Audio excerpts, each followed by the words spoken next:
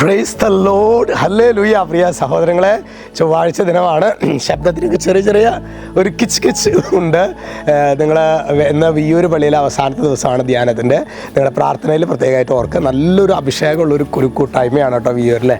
പ്രത്യേകമായിട്ട് നിങ്ങൾ പ്രാർത്ഥനയിൽ ഓർക്കണം എന്ന് ഓർമ്മിപ്പിക്കുകയാണ്. നമ്മൾ നോക്കിയേ, നമ്മൾ പെസഹ ബുധൻ അല്ലേ, നാളെ പെസഹ ബുധൻ, പെസഹ വ്യാഴം, ദുഃഖവെള്ളി, വലിയ ദിനങ്ങളിലേക്ക് നമ്മൾ പ്രവേശിക്കുകയാണ്. നമ്മൾ എന്തുകൊണ്ടാണ് ഇതിനൊക്കെ വളരെയധികം ഒരു പ്രാധാന്യം കൊടുത്ത് നമ്മൾ ഈ ദിവസങ്ങളിൽ ദേവാലയത്തിൽ വ്യാപരിക്കണമെന്ന് സ്വർഗ്ഗം ആഗ്രഹിക്കുന്നുണ്ട്. കാരണം 1 യോഹന്നാൻ 2:17 വചനം പറയുന്നത് എങ്ങനെയാണ്? ലോകവും അതിൻ്റെ മോഹങ്ങളും കടന്നു പോകും. അതായത് നമ്മളിപ്പോൾ ഈ കാണിച്ചു കൂട്ടുന്ന പരിപാടികളെല്ലാം പ്രിയ സഹോദരങ്ങളെ, ഇന്നല്ലെങ്കിൽ നാളെ അത് കഴിഞ്ഞു. അതാണ് ലോകവും അതിൻ്റെ മോഹങ്ങളും മക്കളെ കടന്നു പോകും.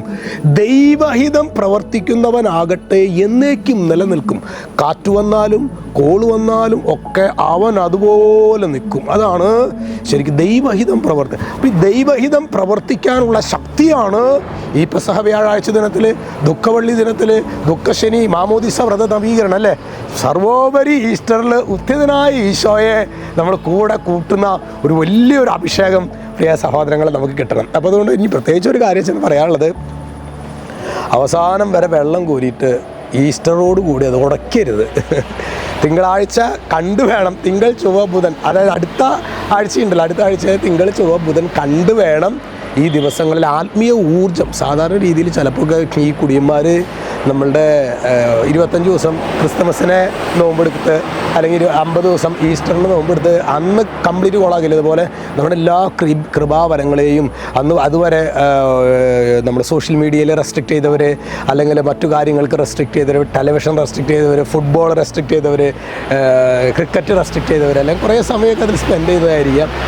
അതെല്ലാം റെസ്ട്രിക്റ്റ് ചെയ്തവർ ആ ദിവസത്തോടു കൂടി വീണ്ടും ഇതിലേക്കൊക്കെ വീണ്ടും പഴയ രീതിയിൽ നമ്മൾ വരികയാണെങ്കിൽ കൃപയിൽ പ്രിയ സഹോദരങ്ങൾ, അപ്പോൾ ദൈവം നമുക്ക് നല്ലൊരു ടൈം പീരീഡാണ് ഈ 50 ദിവസം. അപ്പോൾ അതിൽ നമുക്ക് നല്ല ക്വാളിറ്റി, നല്ല ആക്കിയ നല്ല ശീലങ്ങളെ നമ്മൾ നഷ്ടപ്പെടുത്തിയേക്കരുതെന്ന് പ്രത്യേകം ഓർമ്മിപ്പിക്കുകയാണ് കേട്ടോ. ലോകവും അതിൻ്റെ മോഹങ്ങളും കടന്നു പോകും.